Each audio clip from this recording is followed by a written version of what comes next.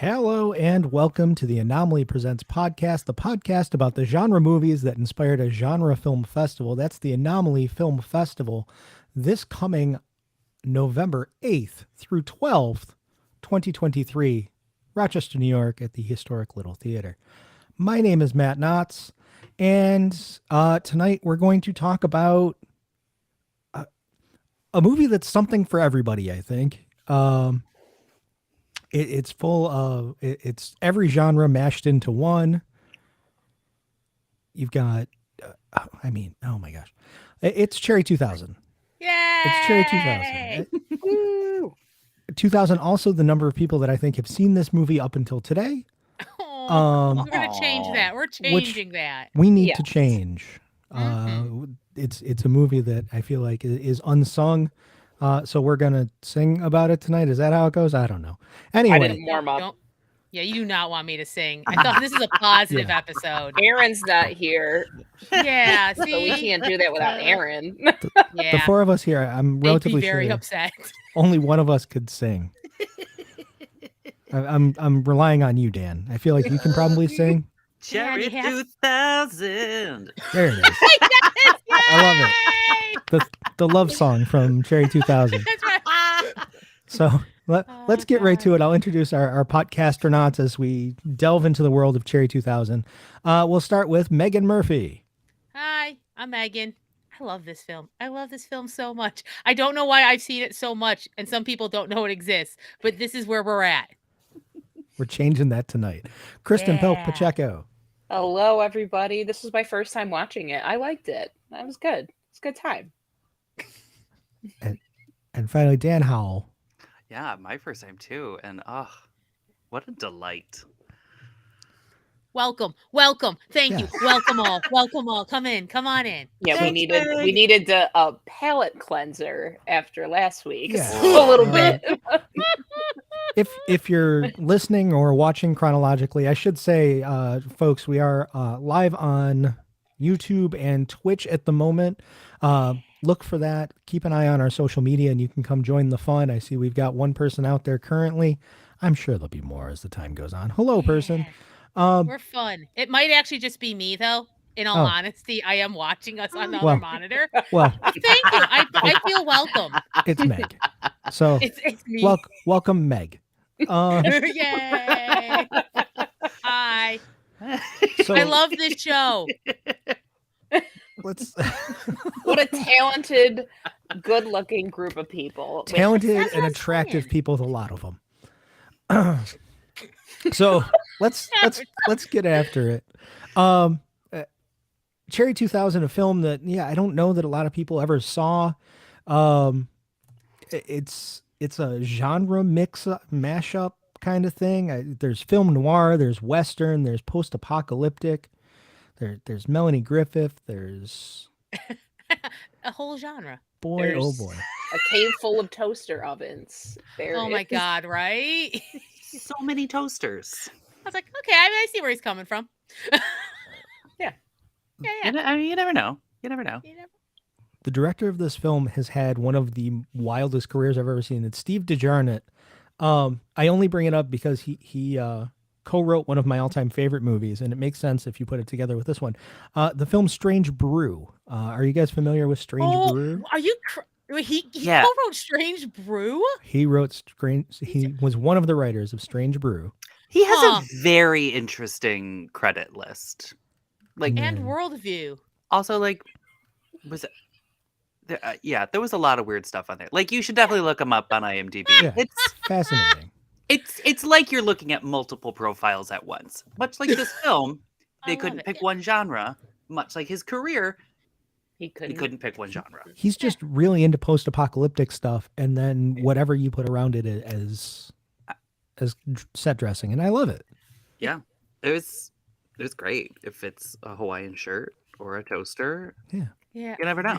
The costume design in this movie kind of blew my mind because sometimes it was bland and sometimes it was fun. It felt like it was a little all over the place, but in a fun way. I was never bored. It just seemed like so the movie is set in 2017. but like he's dressed like a 1987. Like if I close my eyes, I'm like, yuppie. I say it 3 times in the mirror and he appears, right? So, like literally, and nothing futuristic about his outfit or like his coworkers. But then like when we get to go to the club, like there was all sorts of things happening there that was like fantastic. Like every little place we went, it was interesting to see, I guess, like what the vision was. The world building is great. Like it's just enough, especially visual information for you to kind of get, okay, this is the city. Okay, this is the edge, like the edge of frontier. And then this is like the wastelands where and each thing has its own visual style, which helps tell the story. I love it. I love it so much. Hey, Matt, should I bring up Robert Zadar and booty shorts now, or do we wait until we get to the glory hole? I feel like we got to wait for it, right? Okay. It's coming up, everybody. There are multiple things in that sentence, so I feel like we got to build to that, right? You have to watch this movie, or that'll mean nothing to you. It'll mean what you think it means, like the first thing that came to your mind, and it's not exactly that. Like no. So, should we talk about the fever dream of a plot that this movie has? Yeah, probably. 100%. We can try, yeah. So, as alluded to before, this takes place in 2017. The U.S. has fragmented into a post-apocalyptic wasteland. So this is kind of true to life. Yeah, because after 2016, then we had that summer of Pokemon Go, and then it nosedived. And that was it. Yeah. That's too many people falling into the sewers, open manholes, and now this is what we have. Yep. And there's been a development in robotic technology. And the titular Cherry 2000 is our protagonist's paramour. Should we call it that? Sex robot. Sex robot. That's the phrasing I was looking for. Sex robot. Yeah. I mean, it is what it is. Yeah, right? Like she has a tiny DVD in her head that's her programming. She was it was one of those CD singles that you popped in the little. That's what that was. Yeah. They didn't realize in 1987 that was going to be the future in a way, but it could only hold one song. Her entire brain was on a hip clip. Definitely not 2,000 cherries. Just one. Just a single. She just kept telling that one joke over and over again to him. That's it. That was the only data that she had on there. That's all she had. I do appreciate that the movie doesn't ever make us ask the question, oh my God, is Cherry self-aware? Cherry's not self-aware. It's okay. No. Cherry and that little disc are not self-aware. And it's not. Don't worry about Cherry. She's going to be fine. She's fine. Because Yeah. Unless she's washing dishes. Yeah, there's the inciting action of the film. They decide they're going to have some get down time as Cherry 2000 is washing dishes, and then the sink overflows, and this is how do you not waterproof a sex robot? Yeah, right. It was 2000. It was made in 2000. Sex with a robot.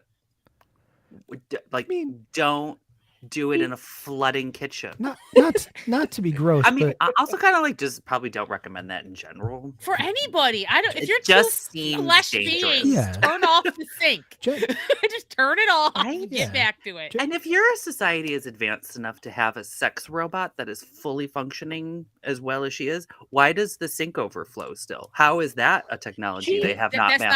That's not in her disc. There's no room. Turn off. Disc is too small. It's too small.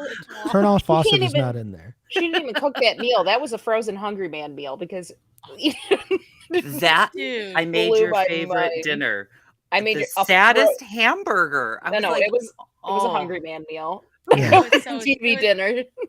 That's what like, oh no, she's very much a sex robot. This isn't like all encompassing, like life companion. You're trying to make her do things that she doesn't have on her disc, buddy.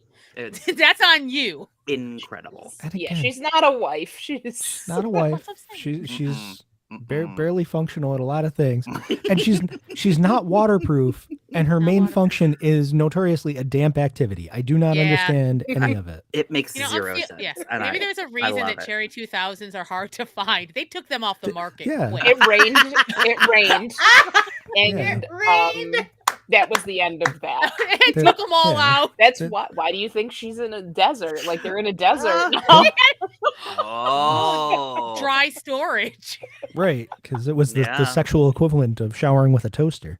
Yeah, I wonder how many deaths. That's what we're missing. Like in that 17-year gap, they just swept it under the rug. Like, they had a recall. They're like Teslas. Like Cherry, the Tesla of sex bots. Thousands of burned genitalia. Everyone's just going to like that 2000 to 2002. Everyone was just going to funerals weekly for that. They just they got Jim. Everyone had a cover story. They got Jim, guys. That's it. What does that class action lawsuit even look like? Those are some infomercials I want to see. Just the non-functional doll on the bed next to him as he's listening to the So I guess like the system's broken, but the little disc was fine. And I love that he has that tiny little like player. His little. It's like I'm just gonna listen to pre-recorded shit. Yeah, that's like having a girlfriend. So yeah, he's just redoing the Mary Jane's Last Dance video, but with the hip clip of her saying, "I microwaved your favorite burger." I mean, like I'm like Sam, like I don't know, dude. Like you know what? I really don't think this culture is great for anybody in this movie. No.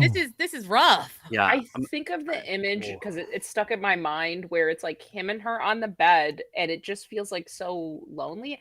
That's one of those things with like futuristic designs that always kind of crack me up. Like that bedroom looked very 80s to me. Yeah, but like the kitchen looked like what people think the future should look like, which is just very sterilized. I don't know. But that he just looks so pitiful. That frame of him laying there with like the spotlight on them. I'm like, that was a very sad setup. I was like, I got you, movie. I'm on board for this messaging because he needs a change.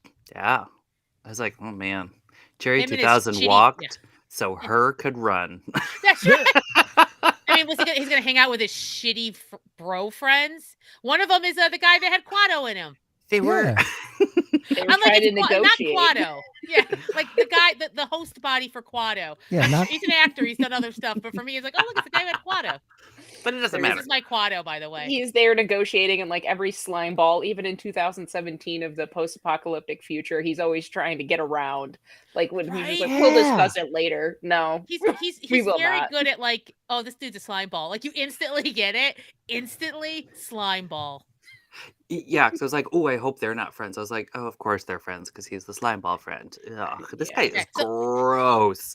The second he walks on. Yeah, this is the next part of the movie where Sam's friends are like, it's fine. Like you shouldn't be hanging out with like your sex doll anyway. There's real women, and we'll go to the club. Okay, so is it the Clue Club or is it the Glue Glub? The sign is hard to read. On. It's the Glue Glub. It looks like G's, but then I had to look it up and I don't remember. I think it's Clue Club, but it was just terrible lettering. It's the Glue Club because Lawrence Fishburne is credited as the Glue Lawyer. Oh, then they should use a different letter for G and C. Anyway, that's a design tip. The future. Yeah. Okay. By 2017 in this universe, they've eliminated one of those letters or made them the same. They're the same. Yeah, it's like F's and S's in the 1700s. Exactly. Interchangeable. It's fine. You know where you're going. Yeah, this is like another variation of how, like, okay, so this is not to get deep on this movie already, but it does seem to be partly about like the commodification of everything, which includes both sex and relationship. So you have, you could buy a doll that's like soulless but does exactly what you want it to do, or you could go to the club here and everything is negotiated in this place, and not in like a fun like, oh hey, what do you want to do, but like there's lawyers there and then you have to have a lawyer, and then there's the demo reels, which is hilarious, where you just slide up and go, hey, psst, psst, here's my sex demo reel, just pop it in. That's like showing somebody your OnlyFans. But what was it in the 80s where they did in the 90s where you did like those videos where you were like, I mean, now you have like a dating profile and it's like 3 pictures there. But wasn't there like the videos where you would say, like, you would try to give your little spiel? But But I loved this because it was in no way did anyone look attracted to each other or interested. They were just like, let's get this paperwork done. Oh, hey, Magnus. Yes, video Magnus dating. That's it. Yay. Yes. See, Magnus would know. That's a tech question. Thank you. But I just love that because like nothing in the club looks appealing or sexy either. It's just sadness, but neon sadness with Lawrence Fishburne. They're just there to get laid, and they're not there for an emotional connection. Okay, that's yeah, it was wild. But shout out to Lawrence Fishburne. Because I love that he was like one of the highest names in the opening credits. And I was like, he was on screen for like 15 seconds. Yeah. And he looked great. That was wild. He looked great. Like, yeah, those like brown sunglasses. Always good. He has looked great from day. Like, he's always looked great. Good for him. I was like, he should have been on screen more, but take what we can get. Yeah. And of course, our poor protagonist, Sam, this doesn't work for him. All he wants to do is go home and lay down next to his dead sex doll, listening to her pre-recorded thoughts and deciding what's next. It's so sad. Yeah. And then he goes to like the robot guy. The robot guy is like, how about this one? How about this one? And I love that it's like he's on this like moving platform. That's the future. Terrible seating on a moving platform. That's right. It was that so guy, good. If he saw dating profiles, if he saw Tinder, his mind would be blown.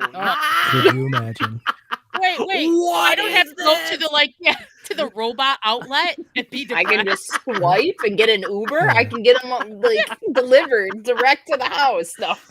Yeah, this movie would be way different. It would. Although I did appreciate him just sitting there on "It's a Horny World After All." That was kind of fun.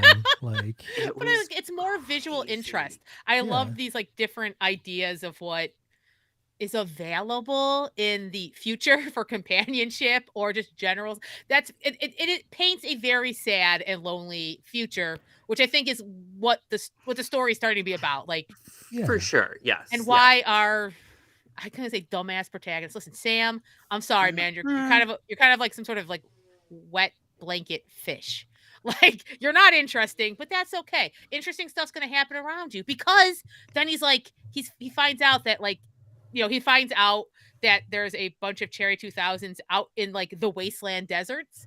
So he's like, well, this is worth any danger to get my baby's I guess body back. Which like from the get-go, I was like, oh, he's hunting down like an exact model. Like, this is super weird. I mean, he's like, blonde wigs exist. Physically, I don't care. She's the Rolls Royce. Yeah. Right? I was like, what? No, if he actually cares about her disc. Yeah, wasn't that like the joke was that they like that's when Detroit cared and could make them like the best of the best. So like maybe the other models can't even, make the Hungry Man dinner, or maybe instead of having 5 phrases, they only have 3. So it needs to be true. But it seemed like Robo Peg Bundy that he was trying to sell her there like was somewhat compatible from what he was saying. I don't know. It was very confusing, and I was like, "We need a protagonist that makes poor decisions in the beginning. This is what we need." True. He needs to go to the ends of the earth to get the holy grail of sex robots, and maybe learn something about himself on the way. Did this strike anybody that this is basically the same plot as Jingle All the Way? Yeah. I don't it's put funny this in my head. You're saying put this in my head. Meanwhile, my brain is thinking like romance novel. He's like, he's got this stupid. He's like, you could project yourself onto him because he's so bland. Like when I saying he's bland, like then he's But this is okay, right? Don't worry. So I feel like we're talking you out of this movie. Yeah. Just wait because he has to go and get a tracker, E. Johnson. And this is when stuff like starts to have color and personality. Yeah. Well, he almost goes to the front. Yeah, I was like, he almost gets robbed at the glory hole. He has to go to this frontier. It looks like the frontier, but with like future lighting, which I love. Again, great world building because it's both Old West, but also the future. So he's like moving to the edge of his civilization as he knows it, and he needs to find like your classic Old West tracker. And he goes, the place he goes, he's told to go to is a saloon called The Glory Hole, which has the best neon sign I maybe have seen ever. It does. It's great. It's got rainbow glory. It has motion. It has circles. It is exactly what you think it is and not what you think it is at all. Yeah. Because there's the perfect amount of camp. There's no explanation as to why this place is called The Glory Hole. There's not an alternative answer, nor the answer you think it is. It just is. Yep. Did you? Someone was like, I just love this name. Did you kind of hope when they walked in, it was just like a hipster donut shop? I mean, my they didn't realize. Yeah, they couldn't foresee hipsters. They couldn't. Yeah, None of us could. No. But what was there in the lobby? I get to talk about it now. Is one Here of it the is. like, okay, so we talked about Lawrence Fishburne. This movie has a bunch of like who's of that guy actors, and we see Robert Zadar in his chin glory wearing like booty shorts. Yeah. And we will see him again, but like he's one of the many colorful figures that are in this place that seems to be that's full of a history. And like Sam's in trouble. Yes. Wasn't there a cat in a jar? There was a cat in a water jar, and she was like feeding the cat with like a stick. Like I think it's a bonsai cat. Like I wonder if that's supposed to be the maybe it inference. Was... But also, I appreciate that there's no answer. It's just future shit. People do this in the future. Yes, they have jug cats. It's fine. The cat's fine. Everybody, the cat seems fine, and at no point is it in distress. It's just living its cat life. It's just on the desk of this motel check-in place. It's just a cat in a water jug. He is also confused about what's going on. Like clearly, that's not normal for him either. He's like, they don't have jug cats where I'm from. And he's like, we don't do that in Anaheim. This is I don't know. It's not in Anaheim. Oh my god! How many times did he have to say he was from Anaheim? I don't know if you guys know this, but he's from Anaheim. Let's be honest, we could tell. Anaheim, that makes now I understand. God, I should have done a count how many times they said it. It was, I love it. I loved it. So often. Worst hometown. Also, we really skipped over that he drives a 3-wheeled yellow dune buggy. Oh my god! Yeah, we just kind of as his main mode of transportation. That's how he travels. As you do in a city. He's not forced to. He just does. It was so great. And also, it felt very apropos because I just finished watching The Lady and the Dale on HBO Max, which is a docuseries about a yellow 3-wheeled car. Oh, wow. It was very strange. So he's, looking for this tracker, E. Johnson, never says no, right? And he goes to it's great. It's right next to the glory hole. So it's very, very helpful. So convenient at the frontier future. He goes in and, oh no, though, E. Johnson is a lady. Bum, bum, bum. I'm like, it's 2017. Technically, it's the future. This is the issue. Yeah. I love that it's the most like Raymond Chandler setup for Melanie Griffith's Edith. She's great because he's all like, which is perfect. I love that he's like, well, instantly the rejection is, like there's no other explanation, but like she's like, he sees her and goes, oh, you can't be a tracker, and leaves, and she legit pushes a chair under him and ropes him in and brings him back, and he's like, oh, maybe. Yeah, right, buddy. I was like, that right there was enough to hire her. But no, you gotta be. I think it awoke something in him. He freaked out a little bit and he said, let me go try elsewhere. oh, no, she has opinions and she's saying stuff that's not programmed. I don't think she's going to microwave me a hamburger, everybody. I don't know how to deal with it. Where do I put this disc? Women have thoughts and ideas and feelings. And she's got bright red hair that can be very intimidating for the people who only have the blonde flavor. Like that's a lot. So instead, he almost gets his ass kicked. People from Anaheim. Yeah. Well, he doesn't. He actually literally does get his ass kicked. Yeah, he does. He goes to find the legendary 6-finger Jake, because Jake's a dude name. Thank God, I'll find the dude. And instead, he gets absolutely taken by Brian Johnson. Oh, James. What is it? Brian James. Brian James. Yeah. Yeah, another. It's that guy. Yeah. I'm so happy to see him. Classic also, I'm like, don't heavy. Trust that dude. Don't you watch movies with him? Yeah, no, he's always the worst. Dude. Except in FX. He's very cool in FX. But happy to see him. Sam walks right into a very, very clear trap, talking about coming from Anaheim, throwing around money. I got money. I got a gun. I'm from Anaheim. I'm from Anaheim. There's a target right on you. What could go wrong in a bar full of trackers and bounty hunters? Well, but thank God, E. Johnson is like, well, I know this idiot's going to be back. So she's just getting her car ready. Literally, like, he's going to come running. It's so perfect. She's like, he will absolutely come running back and I'm going to be ready. And he does. It was great. Yeah. And we trade up from the tricycle of doom or whatever that was to a really cool Mustang. Yeah, that thing was pretty kick-ass. Yeah. I was like, oh, that's how you do a 64.5 Mustang. Big ass tires, and I was like, man, that thing could drive and flips. I know. Like this, lights. There are buttons to push in there. Oh like, my God. I don't know what they do. I don't even know. I was like, wow. She's just driving with no headlights on. I was like, is this a mistake? No, this is on purpose. Yeah. She's like, I drive by feel. I love this movie. So she's the best. I was like, what an insane line for someone to write. Like, yeah, not a thing, but yes, she does drive by makes feel. His dumbass put a helmet on. Yeah, she won't because it'll mess up her hair. I'm like, mwah, mwah, mwah. So good. Oh God, it was amazing. She knows what she's doing, and he does not. Not just even a dumbass close. from Anaheim. He's never even in the realm of knowing what he's doing. He's like, this car has 4 wheels. What's happening? What will they think of next? This'll never work. No. Oh my God. Jesus. So they blast through the first of many. Like, I appreciate this movie has the classic setup where there's going to be several things that are in their way to get to the glory of a fresh new cherry 2000. And I like the first is just, there's just barricades around here. Everyone's nuts in the wasteland, and these people put up barricades. So I'm just going to blow through it. So she's like, you just, and that's just apparently drive real what she does fast. all the time. Yeah. She's like, I'm just going to blow through it. And then she does.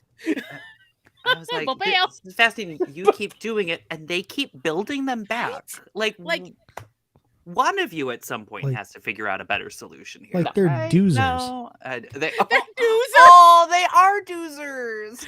Someone has to destroy it so they can keep building. See?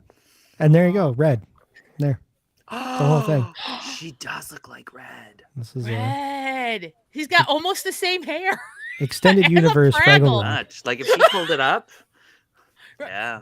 I appreciate that her hair is almost indescribable because it actually fits. I'm like, nah, her hair is probably just, she probably hacks away at it and keeps it like short. Yeah. I love it. That wig was. Yeah, right? Wow. I was like, I don't even understand how you built that thing. That is. Yeah. I don't know what's happening and I love it. Her stunt double did not have as nice a wig. That's true. Well, they could have lost it at any time. They can't put an expensive wig on. They afforded. Yeah, they said we're gonna buy one good wig, and that's all we can afford. And the other one gets the Sideshow Bob one. Yeah, well, it's literally like the top of a mop. Yeah. I think we're heading towards like one of my favorite like action sequences. Is when they have to cross the river. The magnet. Yeah. Oh my God. Like that's all practical too. I love the idea is like I have to, she uses a system that is there to prevent people from crossing to cross. And all it takes is like 3 rocket launchers. Oh my God. Yeah, she's just blowing them to pieces and completely unbothered hanging from the top of the car. It's amazing. It's amazing. She's like, one of those just giant another car Tuesday. magnets. So cool. And they literally had a crane with a giant magnet. Yeah. And they had a car attached to it somehow, literally dangling it over like this like quarry over the river. And at one point it drops down and they've got people fucking hanging on this car. That's the Hoover Dam. Yeah. Oh. It's crazy. And I was like, how the hell did you shoot this at the Hoover Dam? Like, what? Like, okay. We said, what's that over there? Everybody, quick, get the shots. They spent actual real money to make this movie. Like this thing cost $10 million in '87. It's legit. Like, I mean, there's So, like, there's got to be multiple versions of this car. Which, yeah. I mean, there's at least 2 because it changes year model when it's on the Yeah. magnet. Hey. Well spotted. I love it. Like, I don't want to talk shit, but But I was like, there's gotta be like, I mean, how many Mustangs did you buy for this? Like, these are like it's just 87, so like 25-year-old cars at that point. Yeah. So I just love it. It's thrilling, amazing. and I think partly because that's real people doing real stuff. They are Yeah. hanging off. You can literally see this car being physically moved in this space. I love it. For the first It's time I saw it, amazing. I'm like, this is one of my favorite like kind of action sequences. It just, and I also, it's shot well in that where they are at any time. Oh, there's people shooting, so they have to shoot them. Oh no, now they have to shoot the crane operator. So he won't make it, and then oh, it's great. No, dude, that guy stayed alive for a bit. Cost him trouble. Yeah, they were Really? like, they like shot him, and he was like, "Uh-oh," and then like he's like, "I'm hanging on though, because I gotta push this lever." I was like, I love that he's hanging on just to push the lever at the right time. Yep. I also love that she's like, I do this all the time. I was like, you do this specific thing? This is how you always cross the river? Okay, it's a video game. I figured it out. It's a video game, and they're all just respawning, just again and again and again. That's why the barricades. She leaves that zone, and then if she has to come back, it just is like fresh that enemies. Makes a lot of sense, actually. Fresh barricades. I guess fresh ammo for the rocket launcher. There's also a way to read it where she absolutely hasn't done this before, but she's the kind of person who will just like do the thing, like fake it till you make That's it. True. That's true. Which I'm down with too, because what's this guy gonna do? And then the end, I love that the plan is for the car to like end up in like this concrete tunnel attached and hanging there, and she'll continue the journey on a rope. What a plan! Just go slip and slide. Just slip and slide down the Hoover Dam. This is all gonna work perfectly, no problem. Yeah. There's no downside to this. Have you guys seen Goonies? What if we do that, but on the Hoover Dam with a car? What if that, but Mustang? Yeah. Yeah. What if instead of Martha Plimpton, we have a Mustang? Mustang! I don't know if that's a fair trade. What if? I don't think that's a fair trade. I don't think it is. No. Oh my God. One thing to go back to, Magnus brought up that overall box office was $14,000 for this. Oh no. And I thought I read somewhere that they released it out of the States in a box office, and then they just released it straight to VHS in the US. Yeah. But like only after, like, they released it on VHS after Melanie Griffith's next movie, because it did, I can't remember what her next one was, but like it did well. It was Working Girl. Shit. Okay. So they were like, oh, hey, she was in Cherry 2000. So they were like, starring Melanie Griffith. You like Take Working it home today. Girl? Cherry 2000 is basically the same movie. I was like, let the river run. Yeah. So it's the Renee Zellweger Texas Chainsaw movie. Oh yeah. It's basically same. Oh man. Listen, if it ain't broke, don't fix it. Just keep marketing everything the same way. I can't tell you how many so weird videos I have, tapes of Jackie Chan movies that I have when Jackie Chan hit it big here. Like Rumble in the Bronx came out, and they shoveled every single thing that Jackie Chan ever like walked around in the background as a Jackie Chan movie. So I have probably like 12 tapes of Jackie Chan movies, and Jackie Chan is in it like for an eighth of a second. Like blink and he's gone. Sounds about right. Yep. So yeah, I love when they do that. Ooh. But this is when we meet Six Finger Jake, right? Yeah. Mm-hmm. Yeah, and like, oh, I like just that little bit of like that relationship where you get to see a little difference in like E, where you're like, oh, she does give a shit. Like she has people she cares about in this world. You know, like she's been being tough because she's got to be. World's tough, but like this is obviously someone who like raised her. You know, and I thought that was really sweet to have that moment. Then I was like, oh no, don't make me care about him, movie. I don't like where this is going. Yeah. I was like, it gives her. I know what you're. It gives her more humanity. Yeah, makes her more well-rounded. Yeah, she's not just a guns a-blazing, tough, spunky redhead who's gonna take down a entire fleet of henchmen. Yeah, she can do it too. I believe it. And then Yeah. like she has a soft side. Yeah, she has a soft side. She has a soft side. And apparently, I'm gonna be honest right here, because we're starting to see it. Incredibly bad taste in dudes. The worst. Because Oh, we're starting to yeah. see, like, she's like, oh, this guy. I'm like, so here's my explanation. All right, this is mine. There is no text for this in the film. This is how I get to it, though. I just think she just hasn't had a lot of like she's like a tracker, right? She's lived her whole life kind of in the front on the edge of the frontier, going in and out. She just hasn't like met any dudes that aren't the crazy creeps in the glory hole. So she just saw some dude who was like semi-shaved. Like he was shaved and he had like a suit. The cleanest man she's ever met. He absolutely not actually a threat. bathes regularly. Yeah, not a threat at all. I think that's what happened. I think this is like a first crush situation. So that's not always the wisest. It just is. You know, I'm not gonna blame her for that. Sense. Does. Yeah. Yeah. I mean, if it's Sam and Six Finger Jake are the two stable guys, you know. That's right. And one's basically your father figure. And yeah. Yeah. And you're like, you're nice, but you're kind of my dad, and also you've got 300 toasters, so and 6 fingers. Yeah, as Celador says in the comments, not too many fish in the post-apocalypse dystopia. Yeah. So like that's my explanation, because it kind of comes out of nowhere. I know that's a story that like the writer's telling, but I'm like, nah, man. Yeah. Show me someone who's Chin, perhaps. Magnus. No. Magnus. You show me someone tired of Zadar Chin, and I'll show you someone tired of life. But this is kind of a cute, like this is like that part of the movie where you take it down a notch, and we get to see Six Finger Jake's amazing like cavern. And KP, what's the coolest part in this cavern? The toaster ovens kill me, because I'm like, there can't be more. And then I'm like, he's literally made like dividers in this whole cave setup, like walls and walls of just unopened toaster ovens. Because he's set for life. He understands. Listen, a toaster oven, I wish I still had one. I don't have the counter space. But they're great. You want to reheat a slice of pizza? Yeah. Bam. Yeah. Like he has a vision. He has a vision, and I appreciate that. Toaster oven's good for everything but toast. Yeah, he's got what two donkeys and every single toaster oven made in existence. That's the life. Six Finger Jake. Oh God, what's next?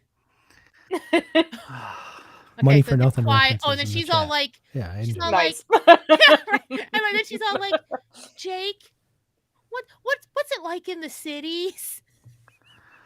You know, that's right. This girl is tired of fighting for her life. Yeah. And it's like, girl, you're probably better off out here than going back to the recycling plant where everyone's just recycling. That's it. That's all they can do. They have an extension cord problem in Section 7.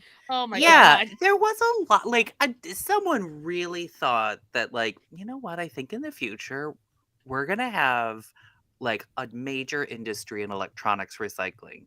And boy, were they wrong, because the number of TVs I see on the side of the street still, I'm like, well, that's technically not legal, but whatever. They have an entire facility, but also everything goes in shopping carts, which was fascinating. I was like, right? This is your entire business. It's just shopping carts. It's the best conveyance. Oh, wait, I remember what happens next.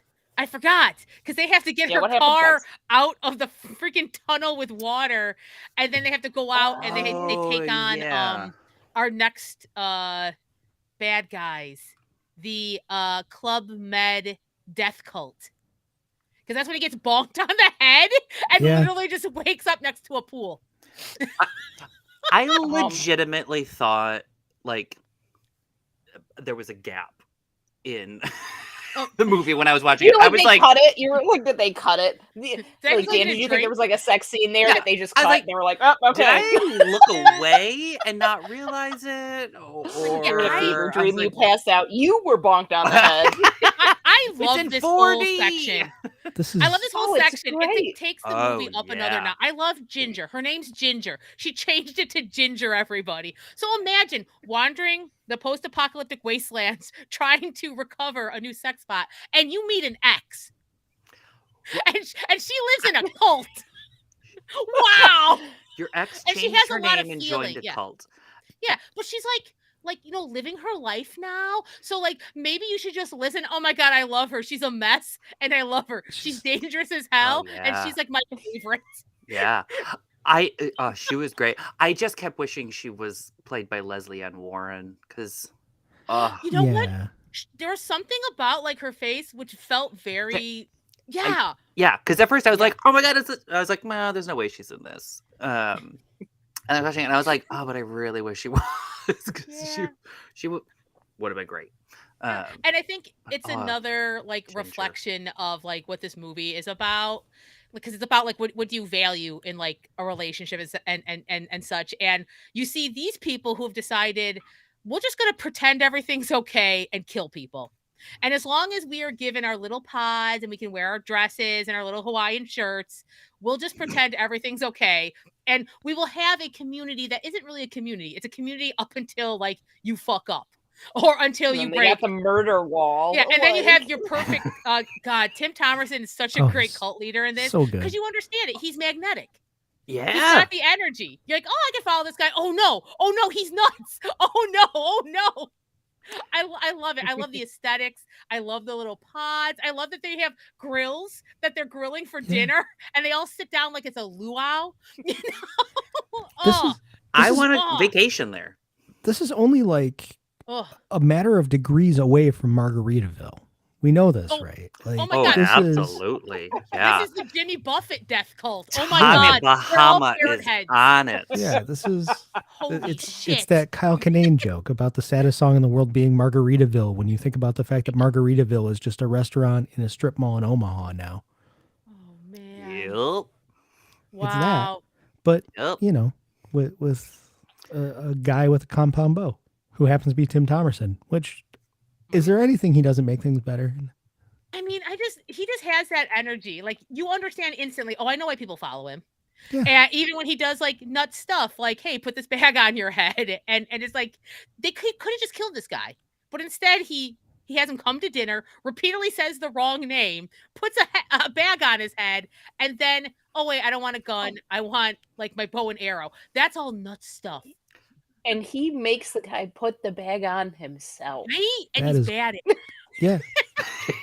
I mean, let's be honest. We can see why it happened. But anyway, if he can't put a paper bag on his head straight. Yeah, he's not a good tracker. He's not good at his job, and we've learned this.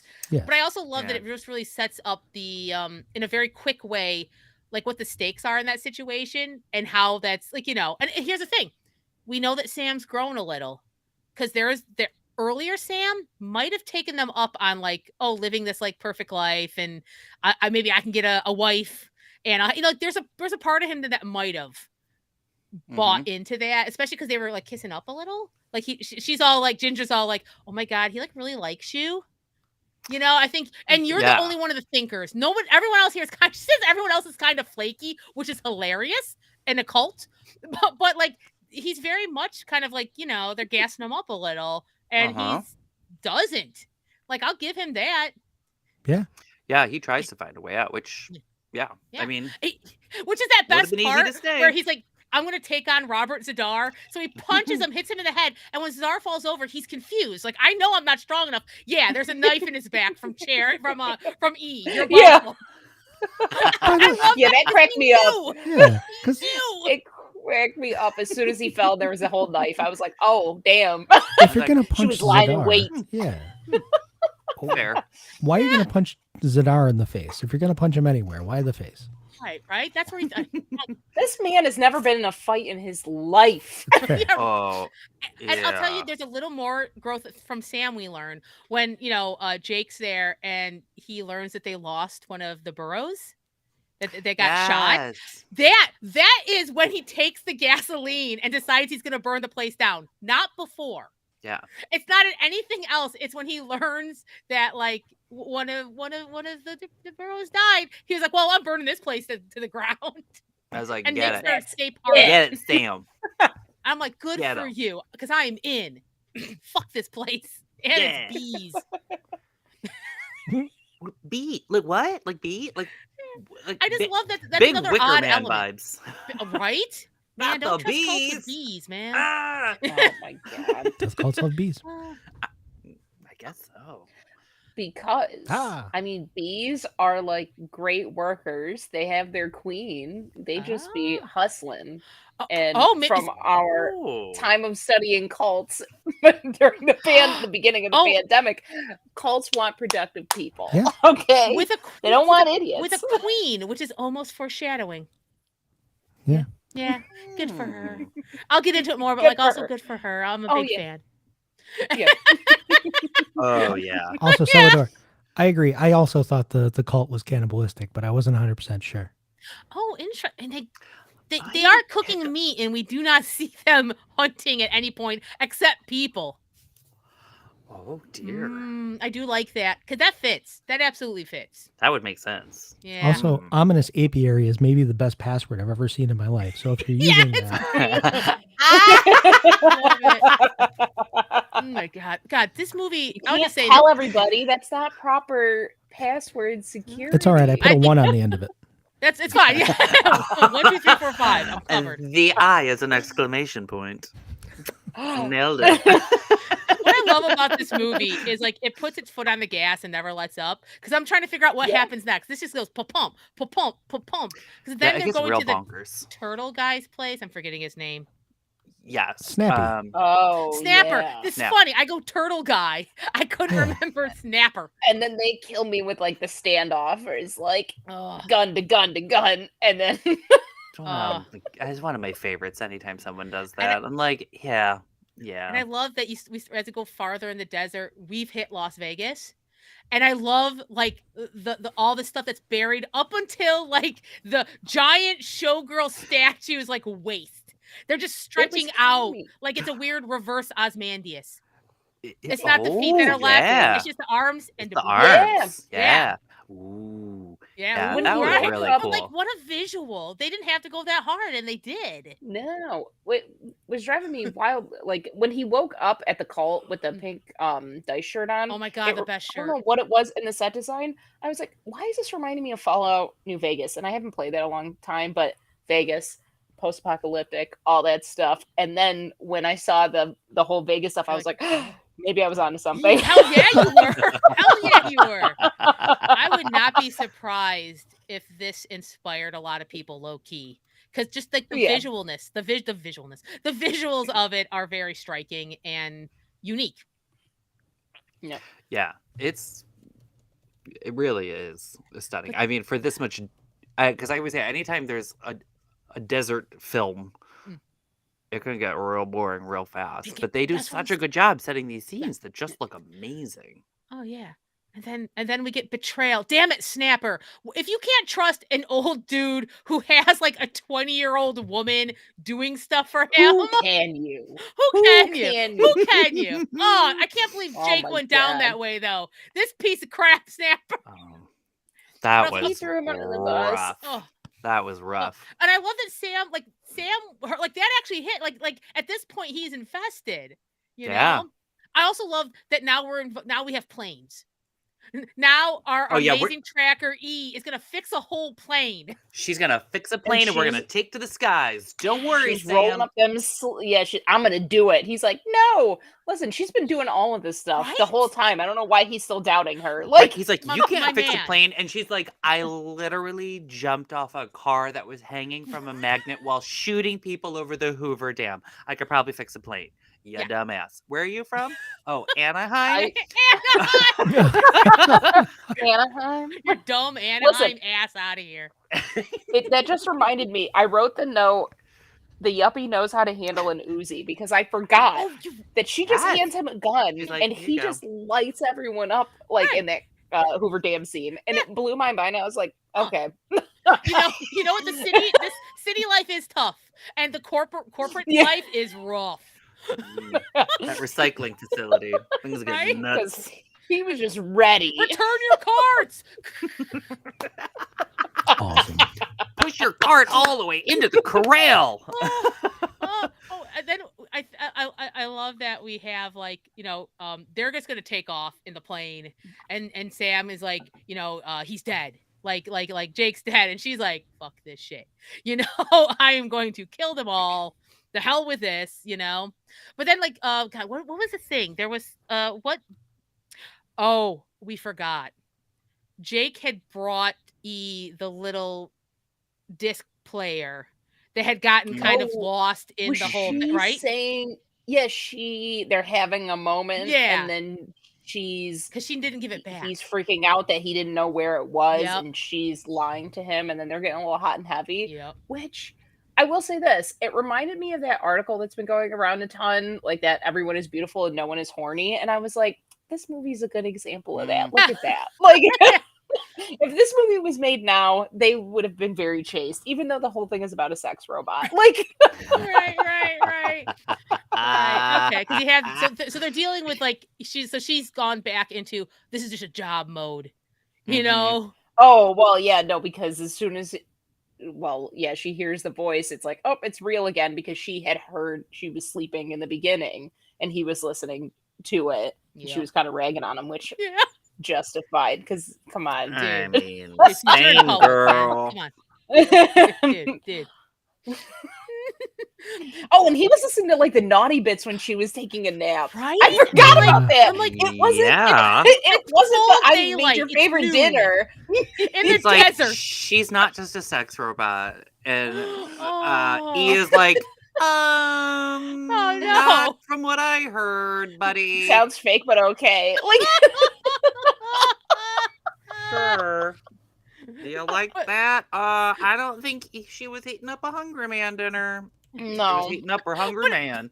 This is fine, because she's like, fine, we'll go get your robot, and they go into the robot warehouse, which is wonderfully creepy. But she's like, fine, we'll get your damn doll and we'll leave. Which I love that. Great set design for the creepy warehouse and the lighting. I love the lighting in this movie. It's so good. That's great. And it really brings home the fact that she is a doll. She's not a living thing, because she's just in plastic. Just hanging there, and how that is disturbing as hell. That she's kind of nothing really until creepy. That disc goes back in. Yeah. But she's also like, hey. I love that she's like, hey, what's going on? Like a dog. Yeah, just picking up right where we left off. Yeah. Hey. Okay, we gotta escape. We've got, hey, how's it going? There's guys with guns out there. And machine gun mounted on ATVs. Classic. What a great cult. I love this cult. Oh man, they were packing. They were ready. Yeah. Oh yeah. 10 out of 10 for planning on this cult. Because Lester's coming for revenge. He burnt up his stuff. He's all covered in bee stings too, which is amazing. Yeah, he had the calamine lotion on all over his face. Because when he looks so annoyed when, and I can't remember her name, the 20-year-old girl. Yeah. She no, she doesn't know when to show. She did need to get a better personality. That was wrong. That was the wrong move. Blasted. Dead. Yeah. I'm like, you don't know how to survive this situation. Nope. Yeah. Oh my God. So I love this. I love that you have the juxtaposition between Cherry and E in this situation of trying to escape. And what a great setup. They've already kind of set up the fact that this plane can take 2 people. And there are 3 people. I was like, oh, this is good. This is a good setup. There are 2 people and 1 sex robot that probably weighs the same as another person. Right. And then you just have that, and where E's all fine. Here, I'll be fine. I'll be fine on my own. Which is not just, yes, she will be, but also fuck you. I don't need you and you chose. I love that, because that's very, I'm like, feel those emotions. Feel those emotions. Mm-hmm. Well, and Cherry would never, Cherry's incapable of those feelings. So yeah. So it was a perfect. She's annoyed that they're being shot at. And he's we're literally being shot at. Yeah. And I think it was smart of them to we didn't get a lot of Cherry in the beginning. So we're not really exposed to how incapable and childlike she is until they're in an action sequence, and we've been exposed so much to E that by the time you really get to see Cherry alive, You're like, oh, this is a terrible choice. Yeah, she is a doll. She's a doll. Yeah. I mean, she's less dangerous than a Furby. Yeah, it's like true. A Furby could probably take you out if it really wanted to, and we all know. I've seen Mitchell's versus the Machines. Yeah. No, thank you.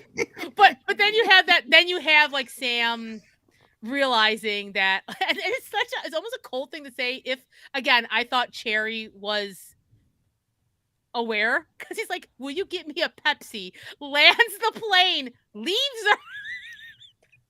Just leaves her and then gets E to come on. Amazing. But I'll give the movie credit. Like they could have destroyed Cherry or done something ridiculous, but like no, she's gonna be fine. Mm-hmm. She's gonna be fine with the cult because Lester she's gonna is a fit in dumbass perfect.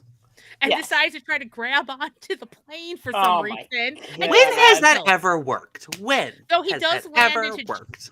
Giant boobs. So that's like, I guess his final. And here's the thing about cult leaders. Generally, not the smartest. They just have smart people working under them. Yeah. They're just master manipulators. Yeah. So this seemed right. And then again, my girl Ginger. My girl Ginger really rolls with the punches here because she was kind of Lester's girl. That was her position in the cult. So first you're like, oh no, what's she gonna do? This is what she does. She wants to make sure everyone has a sandwich because she packed a picnic for the killing. Oh, she was making sure everyone had sandwiches. Brought a cooler. You got to keep the army fed. And she gives one to kind of like the confused Cherry who's just sitting down, doesn't understand a sandwich, calls it pretty, and I'm like, you know what? The cult's gonna be fine, y'all. Ginger really did find a better life out in the desert. She didn't belong in the city, everybody. She belonged here. Yeah. With the cult. In the cannibalistic death cult, yes. Yeah. I think she was the biggest winner in this entire story. That's what I'm saying. She knows who she is and where she is. Yeah. Oh, yeah. Sam and E are not gonna make it. Like, exactly what I was gonna say. That's not a long-term relationship. Yeah. Exactly. I was like, we know they're not forever. He's bland. I mean, he's gotten better in our adventure, but like she'll be like, wow, it's gonna more be tough. Men that like have personalities and shower and are not trying to kill me. Shook. She's like, oh, this is what the city's like. Bye. Gonna go. Just gonna have her hot girl summer, and that'll be that. Gonna go to the Glue Glue Club. Hot summer. This movie's great. Yeah. So the thing is, this movie's great, and also it knows when to end, which is right there. It They does. fly off, end it. I don't need to know anything else. No, perfect. Yeah. I was like, and done. Ending in the plane. I love it. This is great. Sam had to fly across several deserts to find the woman. Interestingly, with cherry-shaped hair. That's what I'm saying. She's the real Cherry. She's the real Cherry. What a button to put on that. Yeah. Dad, you're a genius. That's it. Damn. That's it. What a film. Yeah. I loved it so much. It smiles. It so moves. Crazy. Yeah. It is a quick 90 minutes. Yeah. And it is just stuff after stuff after stuff the entire time. And you're like, oh. But what's this? Oh. Yeah. I mean, like you said at the beginning, Matt, I mean, this really is, it's like, if you wait 5 minutes, it's going to be a new genre. And it's what a perfect Anomaly film. Yeah. I was talking to somebody before the show that has never seen this. And trying to explain it, I was like, what if like Back to the Future 2, but about sex robots? But also like neo-noir meets cyberpunk Western? Mm-hmm. And he went, that sounds very Anomaly. I went, yeah. Mm-hmm. Thank Agreed. you. Look at our brand. Agreed. Yay. Yeah. It's like big Westworld vibes. Yeah. I haven't seen the series, the original film. The original, the Yul Brynner. If Yul Brynner was a sex bot. What do you mean if? What do you mean if? I mean, who knows what people paid for there? I did try to find fan fiction for this and could not. Very disappointing. But this reads like fan fiction. Like I said, it might be fan fiction. Like a dude wrote this for himself, right? No doubt. Big time. What's all the stuff I like? Time. Keep putting it in. It's like, the frozen yogurt bar where you just can keep adding stuff. Yeah. That's a cheesecake bite. And then it costs $10 million. Yeah. And then it costs $10 million because of everything that you put on it. You didn't realize that the peanuts were that heavy. And I put so much of that strawberry boba on here. Oh, I'm in over and my now head. Look what we've done. You're like, I'm only getting 14,000 back. Oh no. Oh no. And then you're hungry 30 minutes later. No. But listen, I salute you. Thank you for taking the hit, filmmakers, that this exists. I'm sorry it took us till the 2000s, the 2010s, the 2020s to, perhaps fully appreciate it. It took 25 years. And I mean, honestly, I think culture just kind of caught up with it. Not the way you wanted it to. Because now it's alternate history, but not by much. Yeah, those timelines are a little closer than I'd like them to be. That cult is too close to shit that could happen, is happening, just with a different style. Mm-hmm. Yeah. And not with Tim Thomerson. So, what's the point? That's the biggest problem there. And no not ginger, y'all. Y'all, if you're going to do this, you got to have a ginger. There might have been. I mean, there was that. She changed outfits. That all yellow outfit. She had the little pith. The little pith helmet. Because she did that whole beekeeper aesthetic. Yes. I love her. I love that it's just a beach party movie, but it is for a second there. It is a terrifyingly violent beach movie. Yeah. It's just a Gidget movie, and it just warms my heart. Right? Someone's like, what? Just a real quick shot. I just got to squeeze a quick shot of beach blanket bingo in here from my mom. Just a second. She's going to love it. I made a movie. I'm just showing you this 5 seconds. Okay, let's move on. Don't worry about it. Right before we shoot that guy through the face. Yeah, what's that paper bag? It's nothing, Mom. Don't worry about it. It's lunch. It's lunch. Yeah. Craft services. No, he is what craft services is serving. Oh no! And he never got his name right. Do you think he was the sandwiches? Who knows what you're eating? Was he the sandwiches? Well, now I think he was. Well, then he was a pretty sandwich. Well, I mean, technically he could have roasted in the fire, so I guess if she had time. I mean, I feel like they're not picky. Doesn't let things go to waste. She knows how to, you make do with what you have, and she's like, listen, we just zhuzh it up, okay? I'll put a little radish rose on here. It's fine. It's fine. Done. Yeah. Done. Yeah. Listen, I've been playing a lot of Cult of the Lamb, and that cult eats each other, so maybe. Sometimes they ask for. I want to get into it, but I'm like, Cult, please. Why am I the bad guy when you're asking for this? Okay, we're fine. Right? Just saying. I'm just saying. It wasn't my idea. I'm innocent. I'm an innocent. But I didn't want to lose those 25 points. Right? That was the decision. I'm like, oh no, I can't afford to lose faith. I guess I'm making you all eat each other. Accept everything. It's fine. Is this what you want from me? We understand cults. We're fine. Because we're not a cult, so. Right. Speaking of cults, join ours. Not cults. Not cults. Knock. Who's there? A cult. Cult who? Anomaly. I was going to call last call, but we'll just call it there and say, come join our cult. It's the Anomaly Film Festival at the Little Theater in Rochester, New York. I'm going to pull this graphic up on the screen. You ready? For those watching? Look at that. It's 2017. It's 2017. I mean, 2023. We're underwater. It's November 8th through the 12th, 2023 at the Little Theater in Rochester, New York. We'll be there. You should be too. Check us out. It's anomalyfilmfest.com, Anomaly Film Fest on all the socials. Keep an eye on the socials because we'll go live when we do our podcast going forward. So if you want to jump in like our friend Celador and our friend Magnus did tonight, thank you for joining us. Come and talk to us. You help keep us focused. You don't understand how focused we've become. It's amazing. It's frightening that we're in and out of a movie in an hour where it used to take about an hour and 45 minutes before we'd even think about talking about the movie. So Celdor, that's a good idea. I'm going to put a prompt so when we say socials, it'll show up in the chat. I'm learning. Okay, 1 second. I'm making a note. Thanks for looking out. We're always getting better. Every episode's gonna be better. Technically, for those listening on your podcast devices, on your podcatchers, we have this video component now that we're still trying to figure out how to use, and Meg has been instrumental in setting that up. But we're refining. We're doing better every week, every 2 weeks. Whenever we do this, we do better every time.